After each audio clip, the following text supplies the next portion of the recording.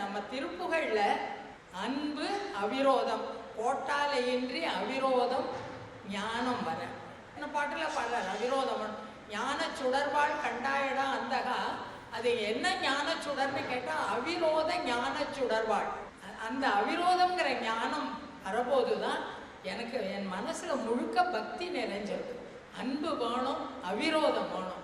இதை தான் நம்ம குருஜி பக்தி பரப்புறோம், திருப்புகழ் மூலமா பக்தி பரப்புறோம் அப்படின்னு சொல்ற போது இந்த அன்பையும் அவிரோதத்தையும் தான் நம்ம திருப்புகழ் அன்பர்களுக்கு ஊட்டி இருக்கிறார்.